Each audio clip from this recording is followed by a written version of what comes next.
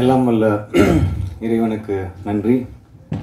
எங்கள் அழைப்பை ஏற்று இங்கே வந்திருக்கக்கூடிய உங்கள் எல்லாருக்கும் நன்றி. மேடையில் இருக்கிற என்னுடைய டீம் எல்லாருக்கும் நன்றி. எங்கள் டைரக்டர் படப்படன்னு பேசினார் இல்லையா, கொஞ்சம் அன்ஃபில்டர்டாக பேசிட்டாரு. எங்கள் ப்ரொடியூசர் சொல்கிறாரு, ஏதாவது இன்கம் டேக்ஸ் பிரச்சனை வந்துட போகுது, நானே கடன் வாங்கி தான் படம் எடுத்திருக்கேன் அப்படின்னு. ஸோ ரொம்ப கஷ்டப்பட்டு பல அப்டக்கிள்ஸ், பல டிலேஸை தாண்டி அடித்து பிடிச்சி ஒரு மாதிரி கடைசியில் இங்கே வந்திருக்கோம். ரொம்ப சந்தோஷமாக இருக்குது. முதல்ல இந்த மாதிரி ஒரு கதையை என்னால் பண்ண முடியும்னு என் மேலே நம்பிக்கை வச்சு இதை கொடுத்த இயக்குனர் சண்முகம் சாருக்கு என்னுடைய நன்றியை தெரிவிச்சுக்கிறேன். இந்த பையன், அதாவது என்ன தான் சொல்கிறேன், ஒரு பாய் நெக்ஸ்ட் டோர், ஒரு லவர் பாய், ஒரு ஆங்கிரி யங் மேன், இந்த மாதிரி படங்கள்லாம் பண்ணிகிட்டு இருந்தீங்க. ஸோ திடீர்னு ஒரு ஆக்ஷன், இது உங்களுக்கு ஓகேயா, செட் ஆகுமா அப்படின்ற மாதிரிலாம் ஒரு சில பேர் கேட்டிருந்தாங்க. பட் எனக்கு பர்சனலாக வந்து ஆக்ஷன் படங்கள் ரொம்ப பிடிக்கும். ஏன்னா நான் ஆக்ஷன் படங்கள், கமர்ஷியல் படங்கள் பார்த்து வளர்ந்த ஒரு பையன். ரஜினி சார் படமாக இருக்கட்டும், விஜய் சார் படமாக இருக்கட்டும், அஜித் சார் படமாக இருக்கட்டும், FDFS விசில் அடித்து 10 ரூபாய் டிக்கெட் வாங்கி பார்த்த பல கோடி ரசிகர்களில் நானும் ஒருத்தன். ஸோ பட் அதுக்கான கரெக்டான டைமும் கரெக்டான ஸ்கிரிப்டும் வந்தால் மட்டும்தான் அது தொடணும் அப்படின்றது வந்து ஒரு மைண்ட் செட்டாக இருந்தது. ஸோ டீசல் கதையை கேட்கும்போது எனக்கு இந்த மாதிரி ஒரு உலகம், இதை நம்ம கடந்து, இதை நம்ம பார்த்து, இதை நம்ம வந்து கேள்விப்பட்டிருப்போம், கடந்து போயிருப்போம். பட் இது எங்கே ஆரம்பிக்குது, இது உள்ள என்ன நடக்குது, இந்த வேர்ல்டுக்குள்ளே நடக்கிற, இந்த மாஃபியாவில் நடக்கிற விஷயங்கள் என்ன அப்படின்னு நமக்கு தெரியாது.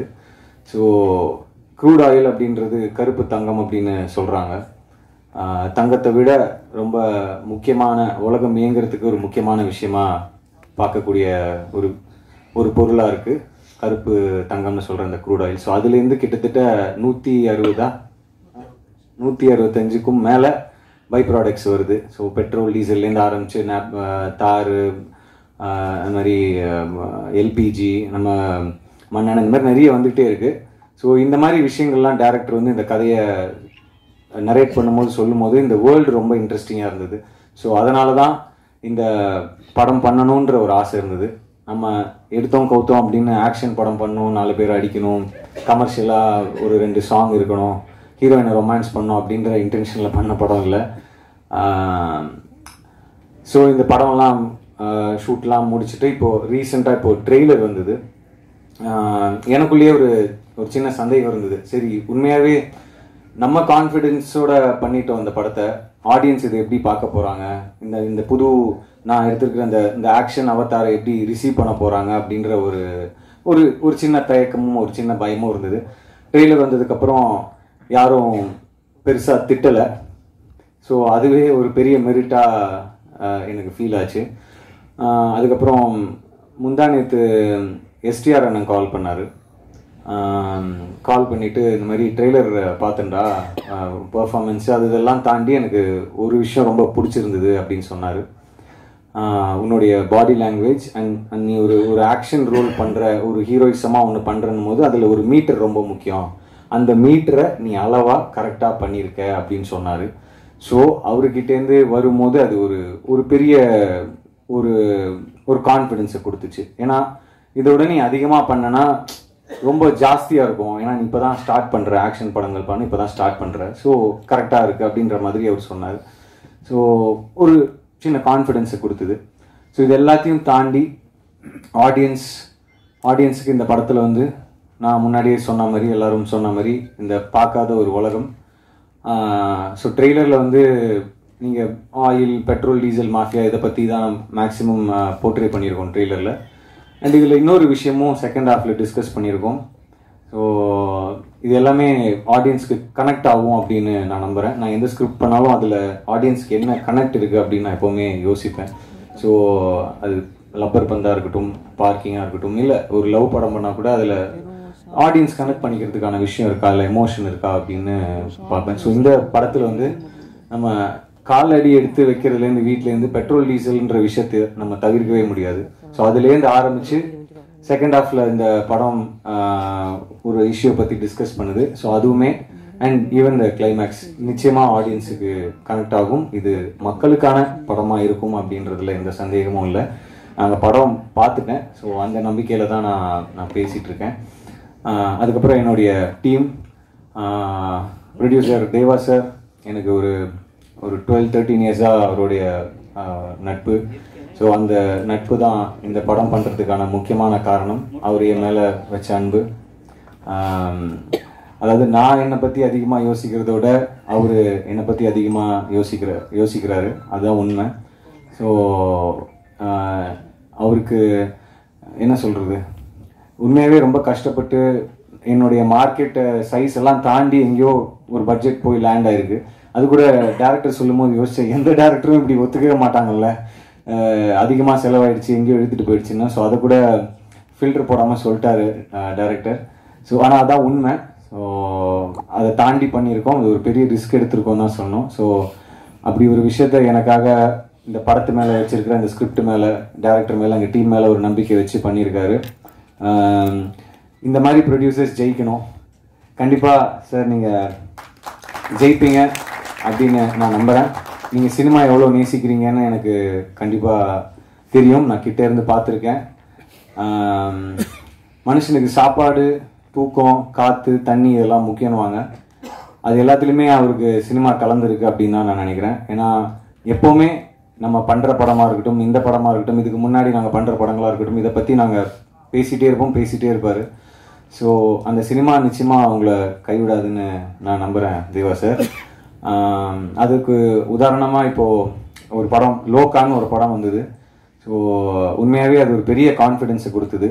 ஒரு ஃபீமேல் ஓரியன்ட் சப்ஜெக்ட், அவ்வளோ பெரிய பட்ஜெட், பட் அவங்க அந்த படம் மேலே வச்ச நம்பிக்கை, அந்த அந்த ப்ரொடியூசர் அந்த படம் மேலே, அந்த கதை மேலே வச்ச நம்பிக்கை, அது வந்து அவங்களுக்கு பல மடங்கு ஈட்டி கொடுத்துருக்கு. தயவு செஞ்சு நான் இந்த படத்தையும் அந்த படத்தையும் கம்பேர் பண்ணுறேன்றது மட்டும் தம்ப்நெயிலாக போட்டுறாதீங்க. நான் சொன்னது ஒரு எமோஷன், நான் சொன்னது அந்த ஸ்கேல், நான் சொன்னது அந்த ஒரு mind set as a producer தான் சொல்ல வரேன். ஸோ அந்த மாதிரி நிச்சயமாக சார் சினிமா அவங்கள நான் சொன்ன மாதிரி கைவிடாது. அண்ட் ஆடியன்ஸும் இதை வரவேற்பாங்க. இந்த படம் மட்டும் இல்லை, நீங்கள் அடுத்தடுத்து தயாரிக்க போகிற மற்ற படங்களுக்கும் சரி. ஸோ அண்ட் கூட நடித்த அத்தனை பேருக்கும் என்னுடைய மனமார்ந்த நன்றிகளை தெரிவிச்சுக்கிறேன். ஏன்னா இது ஒருத்தருடைய உழைப்பு கிடையாது, ஒரு 10 பேரோட உழைப்பு கிடையாது. கண்ணுக்கு தெரியாத நூற்றுக்கணக்கான மக்கள் இந்த படத்துக்காக உழைச்சிருக்காங்க. ரொம்ப முக்கியமாக மீனவர்கள்.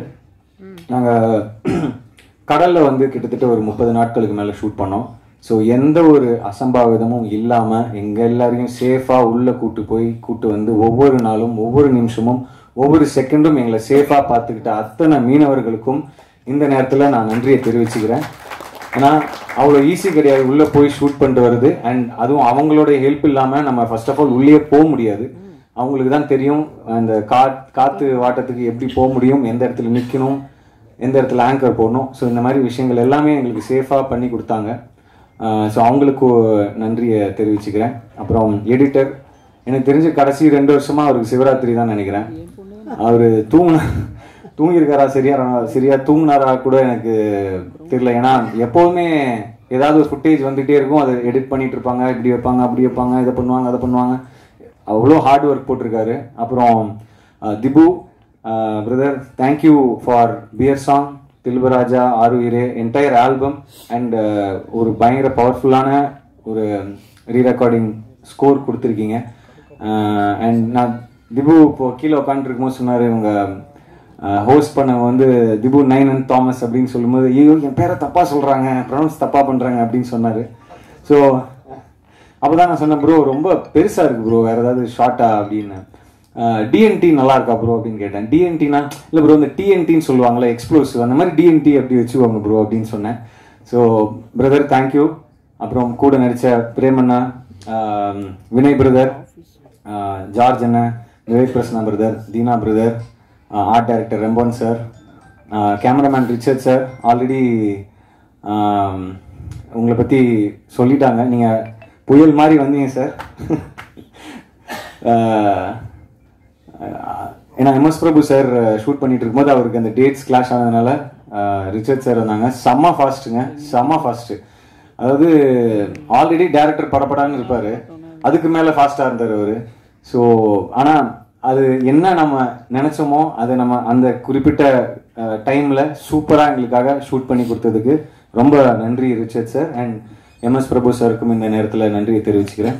அப்புறம் படத்தில் யார் விட்டேன், ரிஷி பிரதர், அப்புறம் எஸ்பி சினிமாஸ். இவ்வளோ பெரிய என்னடா அவங்க இவ்வளோ பெரிய பட்ஜெட்னு சொல்கிறாங்களேன்னு, ஏதோ நாங்கள் ஏதோ ரொம்ப அப்படின்லாம் இல்லை, நம்ம ஸ்கேலுக்கு அது பெரிய பட்ஜெட், ஸோ அதனால தான் பெரிய பட்ஜெட்னு சொல்கிறோம். ஸோ இந்த மாதிரி ஒரு படத்தை ஹேண்டில் பண்ணும்போது முக்கியமாக க்ரௌடு சீக்வன்சஸ்லாம் இருக்கும்போது நிறைய tanker loris, fishermen, launch, boat, கடல் அப்படின்னும் போது அதை கோஆர்டினேட் பண்ணி அதை செட் பண்ணி அதை அசம்பிள் பண்ணுறது ஒரு ஈஸியான ஒர்க் இல்லை. ஸோ எஸ்பி சினிமாஸ் அந்த ப்ரொடக்ஷனை பார்த்துக்கிட்டாங்க. எந்த ஒரு கவலையும் இல்லாமல் நாங்கள் தைரியமாக ஷூட் பண்ண முடிஞ்சதுன்னா அதுக்கு காரணம் எஸ்பி சினிமா, சங்கர் சார், அப்புறம் அவங்களுடைய டீம், கிஷோர் சார், ஜெய், இந்த மாதிரி நிறைய பேரை சொல்லணும். நான் டேரக்டர் ஐ திங்க் கிட்டத்தட்ட இந்த எட்டி பார்ப்பாங்கல்ல ஃப்ரேமில், அவரை தவிர எல்லாருக்குமே தேங்க்ஸ் சொல்லிட்டாருன்னு நினைக்கிறேன். ஸோ அவ்வளோ பெரிய லிஸ்ட்டு சொல்லிட்டீங்க. ஸோ அதுதான் இது ஒரு முயற்சி. இந்த படம் ப்ரெஸ், மீடியா எல்லா படத்துக்கும் எனக்கு பெரிய ஆதரவு கொடுத்துருக்கீங்க. இந்த படத்துக்கும் உங்களுடைய ஆதரவு இருக்கும். இன்னும் ஒரு சில நாட்கள் தான் இருக்குது. ஸோ அந்த நேரத்தில் நம்ம என்ன சொல்லுவோம், இதுக்கு மேலே எல்லாம் அவன் தான் பார்த்துப்பான் அப்படின்ற மாதிரி, இதுக்கு மேலே எல்லாம் நீங்கள் தான் பார்த்துக்கணும், நீங்கள் தான் ஆடியன்ஸ்கிட்ட கொண்டு போய் சேர்க்கணும் இந்த படத்தை. அண்ட் தீபாவளி ரேஸில் வர்றதுக்கு காரணம் என்ன? காரணம்லாம் இல்லை சார். பெரிய பட்ஜெட், லீவ் டைம், எல்லா படத்துக்கும் ஒரு டெஸ்டினி இருக்கும். அந்தந்த படம் அந்தந்த டெஸ்டினியை தேடி அதுவே ஒரு இடத்துக்கு வந்து நிற்கும்னு சொல்லுவாங்க. எப்படி இந்த படம் ஒரு பட்ஜெட்டில் ஆரம்பிச்சு ஒரு பட்ஜெட்டுக்கு வந்ததோ, இந்த படத்துக்குள்ளே எப்படி மற்ற நிறைய விஷயங்கள் உள்ளே வந்ததோ அந்த மாதிரி தான். ஸோ போட்டியாக நினச்சா போட்டி, இல்லை இவங்கெல்லாம் என்ன அப்படின்னு நினச்சாலும் பிரச்சனை இல்லை. 17ஆம் தேதி படம் ரிலீஸ் ஆகுது. ஆடியன்ஸ் கண்டிப்பாக சப்போர்ட் பண்ணுவாங்கன்னு நான் நம்புகிறேன். எனக்கு எப்போவுமே உங்களுடைய அன்பும் ஆதரவும் இருந்திருக்கு. ஸோ அது தொடர்ந்து இருக்கும், இந்த படத்துக்கும் சரி, அடுத்து வர படங்களுக்கும் சரி. அண்ட் நானும் நிச்சயமாக ரொம்ப கான்ஷியஸாக நல்ல படங்கள், நல்ல கதாபாத்திரங்கள் சூஸ் பண்ணி பண்ணணுன்றது தான் என்னோட ஆசை. ஸோ கண்டிப்பாக அதுக்கான இயக்குனர்களும் தயாரிப்பாளர்களும் வருவாங்க. அதான். ஸோ ஒரே ஒரு விஷயம் தான் என்னென்னா, எடுக்கிற முயற்சிகள் சில நேரம் தோற்றுருக்கலாம், சில நேரம் பெருசாக ஜெயிச்சிருக்கலாம். ஆனால் அந்த முயற்சி எடுத்தவன் வந்து எப்போவுமே அடுத்தடுத்த கட்டத்துக்கு போவான்றது எந்த மாற்று கருத்தும் கிடையாது. ஸோ நாங்கள் முயற்சி எடுத்திருக்கோம், முயற்சி எடுப்போம், முயற்சிப்பேன். சப்போர்ட் பண்ணுங்கள். Thank you for all the love. And sorry, Athulya பற்றி சொல்ல மறந்துட்டேன். நிறைய ஹார்ட் ஒர்க் போட்டிருக்காங்க. She is a very sweet person. ஏன்னா அந்த கடலுக்குள்ளெல்லாம் ஷூட்டிங் பண்ணும்போது நம்ம காலையில் ஒரு 7-8 மணிக்கு போனோம்னா திருப்பி ஒரு 3-4 மணி வரைக்கும் கரைக்கு போக முடியாது. ஸோ அந்த மாதிரி நேரத்தில் ஒரு ரொம்ப கஷ்டமாக இருக்கும். பசங்க நம்ம அட்ஜஸ்ட் பண்ணிக்கலாம், பட் அவங்களுக்கு ரொம்ப கஷ்டமாக இருக்கும். அந்த மாதிரி பல விஷயங்களை அட்ஜஸ்ட் பண்ணிக்கிட்டு ரொம்ப கோஆப்ரேட்டிவாக ஷூட் பண்ணதுலேயும் சரி, ஷூட்டிங் ஸ்பாட்டில் நிறைய சேட்டை பண்ணதுலேயும் சரி, ரொம்ப நான் கொஞ்சம் அப்படியே டென்ஷனாகவே இருப்பேன். ஆனால் கூட இருக்கிறவங்க தீனா பிரதர், அப்புறம் தங்கதுரை, இவங்கெல்லாம் தான் கொஞ்சம் ஜோக் அடிச்சுட்டு ஜாலியாக கலாய்ச்சிட்டு அப்போ தான் கொஞ்சம் மூடே மாறும். ஏன்னா இவர் நம்மளை படபடப்பாகவே வச்சுருப்பார் இயக்குனர். என்னடா இது அவரை பற்றி எப்போவுமே கம்ப்ளைண்ட் சொல்கிற மாதிரியே சொல்கிறேன்ல. எப்படின்னா மிக என்ன சொல்கிறது, ரொம்ப எக்ஸ்ட்ரீம்லி ஹார்ட் ஒர்க்கிங் பர்சன். நான் டைலாக் ஷீட் எனக்கு ஒரு நாள் முன்னாடி கொடுப்பாங்க. ஆனால் அடுத்த நாள் வந்து பார்த்தா காலைல உட்காந்து எழுதிட்டு இருப்பார், ஃபுல் சீன் அடிச்சுட்டு ஃப்ரெஷ்ஷாக. ஐயோ டைலாக் மாற்றுறீங்களா அப்படின்னு. இல்லை கொஞ்சம் தான் அப்படின்னு சொன்னேன். ஒரு 4 பக்கத்துக்கு டைலாக் எழுதி வச்சிருப்பாரு. என்னங்க 4 பக்கத்துக்கு எழுதி வச்சுன்னு கேட்டால், இல்லை இது சுருக்கி உங்களுக்கு ஒரு 10 நிமிஷத்தில் கொடுக்குறேன்னு. ஸோ அந்த மாதிரி லாஸ்ட் மினிட் வரைக்கும் அவருடைய ஒர்க், டைலாகாக இருக்கட்டும், சீன் கன்சீவ் பண்ணுற விதமாக இருக்கட்டும், அது ஸ்டேஜ் பண்ணுற விதமாக இருக்கட்டும், அது இருந்துக்கிட்டே இருக்கும்.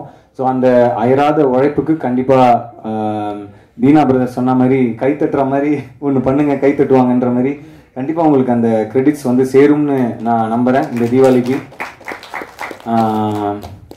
எல்லாரை பற்றியும் சொல்லிட்டேன்னு நினைக்கிறேன். யாரை பற்றியாவது மறந்துருந்தேன்னா சாரி. கூட நடித்தவங்க, டெக்னீஷியன்ஸ் எல்லாருக்கும், என்னுடைய டீம், என்னுடைய பர்சனல் டீம் எல்லாருக்குமே நன்றியை தெரிவிச்சுக்கிறேன்.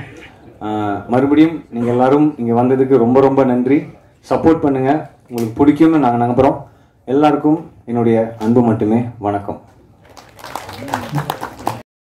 அது பத்தாது, டீம் சார்பாகவும் என் சார்பாகவும் வெற்றி சார், தேங்க்யூ சார். ஏன்னா இந்த படத்துக்கு வாய்ஸ் ஓவர் பேசுறதுக்காக ஒரு முக்கியமான போர்ஷன் இருக்கு. நீங்க இந்த திலீப் ராஜா சாங் நடுவில் பார்த்துருப்பீங்க. ஸோ அது ரொம்ப முக்கியமான ஒரு படத்தை பத்தி ஒரு சுருக்கமா சொல்ற மாதிரியான ஒரு வாய்ஸ் ஓவர். ஸோ அது வந்து வெற்றிமாறன் சார் பேசினா நல்லா இருக்கும், அது ஆடியன்ஸ்க்கு கரெக்டாக போய் சேரும், கனெக்ட் ஆவாங்க அப்படின்ற ஒரு நம்பிக்கையில் போய் கேட்டோம். ஸோ வாய்ஸ் ஓவர் பேசுகிறேன்னு இல்லை, நான் முதல்ல படத்தை பார்க்கணும், அப்புறம் தான் என்னால் வாய்ஸ் ஓவர் பேச முடியும்னு சொல்லிட்டு அவர் நினச்சிருந்தா ஒரு அரை மணி நேரத்தில் அந்த வாய்ஸ் ஓவர் பேசிட்டு அவர் வேலையை பார்த்துட்டு போயிருக்கலாம். ஏன்னா அவரும் அடுத்தடுத்த நிறைய படைப்புகளுக்காக ரெடி ஆகிட்டு இருக்காரு. பட் அவர் டைம் எடுத்து படத்தை பார்த்து சில சஜஷன்ஸ் கொடுத்தாரு. அதை வந்து வலைத்தளங்களில் வந்து சில பேர் வந்து வெற்றிமாறன் சார் வந்து பார்த்தாராம், அவரோட அசிஸ்டன்ட் தான் இவர் அப்படின்னு. இவருக்கும் வெற்றிமாறன் சாருக்கு எந்த சம்மந்தமும் கிடையாது. உண்மையாகவே அவர் மேலே இருக்கிற அன்புனாலையும் நம்ம ஆல்ரெடி அவருக்கு பழக்கம் அப்படின்றனாலையும் வந்து வாய்ஸ் ஓவர் பேசி கொடுத்து சில சஜஷன்ஸ் கொடுத்தாரு. Thank you Vetrimaaran sir, we love you sir. நீங்கள் தான் சொல்றீங்க சார். அது நேற்று ரூமில் வந்துட்டு போய் படுங்க, நைட்டு தான் லேட் ஆயிடுச்சு அப்படின்னாரு. அப்படிலாம் உட்காந்து எழுதியுமே ஒரு 4 பேரை விட்டேன். அதில் முக்கியமாக